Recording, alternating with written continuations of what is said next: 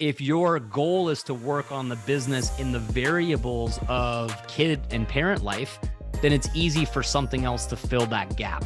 But if it's at 5 a.m. on the dot, then that's going to give you that consistency. You're starting with the most important thing that opens up all these other doors for outsourcing, delegation, help, support, etc. from a financial standpoint and a freedom standpoint. And then obviously you need to make time for you. You need to decompress. You need to relax. You need to have a bath. You need to do the things that fill up your cup. I get all that, which is why I think first thing in the morning is probably the most ideal, even though it might be intimidating, like 5 a.m. Are you kidding me?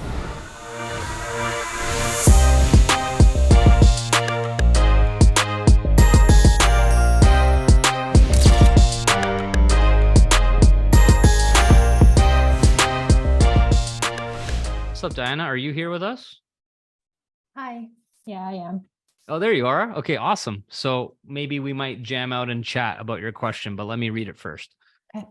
So you said, hi, Balazs. One of my biggest challenges with my business is staying consistent. I used to think that I'm just an inconsistent person, but if I look at the other aspects of my life, there are areas where I am consistent. Fair enough. Like with brushing my teeth every day or having a set routine for my toddler. I feel like there's some limiting belief that in the way of me being consistent when it comes to business. How can I translate consistency in my everyday tasks to my business? I've also noticed that I have trouble completing courses, books that I invest into. I'll start out strong and then fizzle out and move into the next. Yeah, this is powerful. How many people can relate to that question from Diana? Just let me know in the chat if that's you. Let's talk about this a little bit. I think that's a really honest and open question for sure. And I'm glad that you asked this. So one of the things that we need to look at is our hierarchy of values. Okay. So how can you make more connections to your business that connect to your values? So for example, when we compare someone who, let's say in a traditional household, right? Like the men often are providers, entrepreneurial, business minded, money focused to like pay the bills. Like I'm not saying that's your relationship. I'm just saying like traditionally, hypothetically speaking. And then often mothers are more nurturing, family, children, looking after the home, right? So I'm just using that as an example. So if we're walking through the mall and you're holding hands with your partner, your spouse, the men, because their values, they're going to be recognizing the sales, the business, the opportunity, the lease sign on this like real estate thing where someone could rent it out for their business. All these opportunities of like deals, sales, money, focus, whatever, business stuff. And then at the same time, the mother, the spouse, same mall, same perception, same everything, but their values are a little bit different. So they're thinking about, oh, how can this be helpful for the family? How can I get clothing or food or whatever for the family and the children? Same thing, but their perception is very different. So often what we need to do is we need to tie in our habits. We need to tie in our focus to our values to make us more consistent and have more reasons to be consistent. So that's the first thing. So do you feel like right now your business is a burden? Do you feel like your business is taking away from time to other things that are more important to you or more valuable to you, or not? Yeah, because I'm like an independent mom. So I played the mom and dad role. So I feel like I always have to be present there for my son 24/7. Exactly. Like, yeah. So that's something that you need to recognize of, well, I know there's so much for you to do as playing both roles. And it's also probably connected to like the season that you're in, because how old is your child? He just turned 2. He just turned 2, right? So right at that age, they're still very dependent. They need their parents, all the things. So one of the things that I could suggest is like the whole concept around buying back your time, buying back your life, how you can invest into having certain tasks taken care of that you as a mom and dad in the mindset are like constant. Like if your kid is napping or whatever, you're probably thinking about like preparing meals and doing this and doing that, right? I would imagine that's like top of mind, top of priority.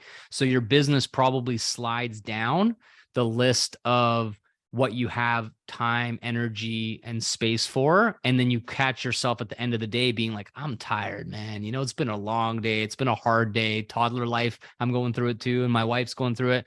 Our daughter's a little bit older than 2 now, but some days, man, are hard. And there are tons of curveballs and tons of surprises. And that's just the way it goes. So one of the things that you could test out is how can you prioritize your business early? So, you know, what time is your child waking up usually? You're usually up by 7. 7. So Yeah. really the golden time for you for your business is like 5 to 7 a.m. Okay. That's the reality. Yeah. Now, that's not going to be forever and it's not going to be permanent. But if you can find a way to go to bed earlier, so you're not super exhausted when you wake up at 5 or whatever, or 4:30, or, you know, depending on what your other responsibilities are, if you can work on your business in a strategic, leveraged way, where let's say you create one piece of content that you can run as an ad for $5 a day, and you have that 2 hours in the morning to like script it out or practice or create these digital assets that will serve you every single day while you're parenting, while you're with your kids. That's going to be the key right now in this season for you, is connecting. Okay, if I wake up at 5 a.m., how is that going to make me a better mom, a better parent, give my kids a better life, give me some more space, give me some more leverage, allow me to outsource things and have someone cook and clean and take care of everything around the home? If you actually do the exercise of your values being tied into your business really is the engine that can solve so many of your challenges, because you can pull in support. You know what I'm saying? So then imagine if you start your day with this thing that you're prioritizing as number one, you get it out, you know, you get it done, you feel accomplished, you feel proud, you know that you made some progress and moved the needle forward in your business. And then your son, or is it a boy? Okay, so your son wakes up at 7 and your energy is so different because you're like, mommy, you know, already put in that work. And then the rest of your day, if you have an opportunity, maybe the day's a little bit easier, or maybe your son sleeps a little longer than average on a nap or something, then you get bonus time in your business. You get bonus time to read a book or to do these calls or whatever the case is, right? So you end up, the daytime stuff is a bonus. It's not do or die, where like if you just have a really hard day and you don't work on your business, then you kind of feel the guilt and the shame. And you're like, man, I didn't make progress. I could have done this. I was meaning to, I had the best intentions to. Does that make sense? And that's how you're going to get the consistency, because you wake up at the same time every day and you start there. And then it's the same as brushing your teeth, making your coffee, breakfast, all the things that are like a habit. And you just have it planned in the schedule, instead of the variable, which is how a lot of parents think, is like, okay, I don't know exactly when my kid's going to sleep, because they might fall asleep at 1 p.m. or they might fall asleep at 3 p.m. Like, I know that my daughter's a wild card. She has a very all over the place nap. And at the moment, she only sleeps when we're in the car. So that's a whole nother curveball. Like, we have to pretend to go on an adventure and then she falls asleep in the car. Otherwise she won't nap. So anyways, you know, there's a whole thing there. But if your goal is to work on the business in the variables of kid and parent life, then it's easy for something else to fill that gap. But if it's at 5 a.m. on the dot every single morning, because you know your kid's still asleep until 7 approximately, then that's going to give you that consistency. You're starting with the most important thing that opens up all these other doors for outsourcing, delegation, help, support, etc., from a financial standpoint and a freedom standpoint. And then you can do like a bonus hour after the kid goes to sleep, for example. And then obviously you need to make time for you. You need to decompress. You need to relax. You need to have a bath. You need to do the things that fill up your cup. I get all that, which is why I think first thing in the morning is probably the most ideal, even though it might be intimidating. Like 5 a.m. Are you kidding me? Like I'm waking up at 7, you know, at the same time. Like, I get all that, but it's the seasonal sacrifice that will ultimately lead you to like look back and be like, yeah, we're living good. We're living the diamond life. We're making it happen. Okay. Should I focus on like, you know, like waking up and having a morning routine first before diving into business, or just a very short one? Yeah. A very short one. You want to think about it from a standpoint of all you're really doing with the morning routine. Like, the real key to that is to just center yourself into being in the right frequency, the right state. So when you wake up, if you're tired, if you're exhausted, if you're focusing on all the difficulties in your life, and that's just kind of like a lingering energy, which is totally fair. Your mom life, toddler, it's hard. I'm not taking away from that. But simultaneously, if you wake up with that energy and you try to put that into your business, that frequency will translate into your business, your content, your ads, all the things. And you're going to not really convert people because they'll feel that. So in the morning, it's important to take that, like, the few minutes to meditate, to be grateful, to make a list of all the amazing things in your life, how blessed you are, how fortunate you are with your son, with your health, with your whatever the case is, and focus on that, double down on that. And as soon as that energy has been shifted, then you get right into your business and take action, because then that energy will translate. But you don't need to have this long, super worn out, drawn out morning routine, because that time is money and it's valuable, and you need to do income producing activities. And then I think it would make sense for, like, when the baby's napping or something like that during the day, then pop in an audiobook, do your personal development. So you're still doing it, or listening to a coaching call replay like this, because it takes less energy. You might still be exhausted and have a challenging day, and you can sit there and absorb it and kind of be laying on the couch or relaxing or having a bath or something.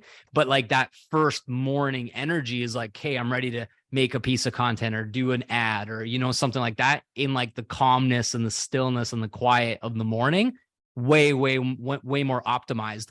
And then same thing in the evening is maybe you're listening to something or watching or training on YouTube or in a training or a call like this or something like that, as your nighttime relaxation downtime when the baby's in bed, but you're not having to like film a full webinar or something at like 8 p.m. or 9 p.m., which, don't get me wrong, many parents do that, and you can do that, but you're setting yourself to have so many things stacked against you because your energy's low. So many things have happened throughout the day that are sort of lingering, that it's much harder to shake that off, in my opinion, the end of the day than it is the first thing in the morning. Is that helpful? Yeah, that's very helpful. Thank you. Okay, awesome. And just give yourself some grace too. Like, I think sometimes we can be so hard on ourselves when we have a day where we didn't get to our to-do list. And as you know, your to-do list is probably 10 times longer than like a realistic human being can actually accomplish in a day. So that's also something to be mindful of, is like, do it with grace. Give yourself some forgiveness and some slack and all that, and know you're doing your best and you're putting your best foot forward, and you're already doing all that now. You're here, you're in the mentorship, you're here with us. So, be your own biggest cheerleader also. Like, look in the mirror and be like, Diana, I'm proud of you. Like, you're making it happen. You're building this amazing life for your son and your family. And don't forget to do that, because it's so easy to look at your progress or your results at the end of the day and be like, you could have done more. You did take that bath. You could have, no. Like, you want to have a real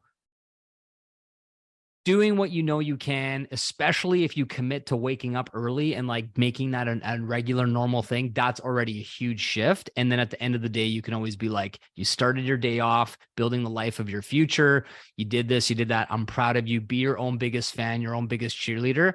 And as your son starts to talk more and more and more, they'll also be a big cheerleader of yours. Like, my daughter says, like, I love you, I'm proud of you. And it's just like, what? Like, you know what I mean? That's all I need, aside from like my wife saying those same sorts of things. It's like, I'm good. I'm set. You just told me you're proud of me. Like, let me go and film 1,000 videos right now, because I'm jacked up on this like kind of motivation. So hopefully that's helpful. And let me know how it goes on the next call after you spend like a couple of weeks waking up early and shifting around a couple things in your calendar, and then we can adjust from there. But yeah, the mindset needs to be, what is the most high priority digital asset that you can leverage during that time? How can you create something once that keeps serving you day after day after day?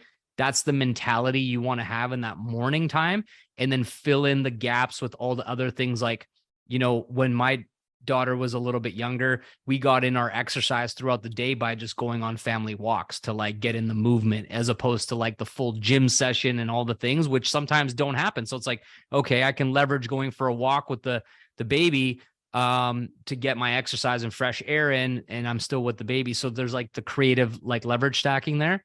And then same thing with like, sometimes I'll be driving because she needs to be in the car to have a nap. I'll listen to a podcast or a training in one earphone and while I'm driving the car, and the music's playing some like nice, relaxing, piano, whatever. She's passed out and I'm still learning and I'm driving around town while she's sleeping. So like, just think of ways to leverage things like that. And it's just the reality of parenting life sometimes. I never waste an opportunity though. That's the thing. I always think like, how can I maximize this moment to be present, to be there, to learn, to grow, to take the next, whatever the case is. And I'm still, all these years later, that's still my mentality in everything I'm doing. I don't just, sit there staring at a tree out the windshield while my daughter sleeps for an hour and a half. I'm like, okay, what's the most high priority thing I could be listening to and learning if that's the situation that I'm happen to be in. All right, sweet. I'm excited for you, Diana. And congratulations on putting in the work and putting in the effort and creating that ideal life that you want to create for your son and your family, and you're making it happen. So great job.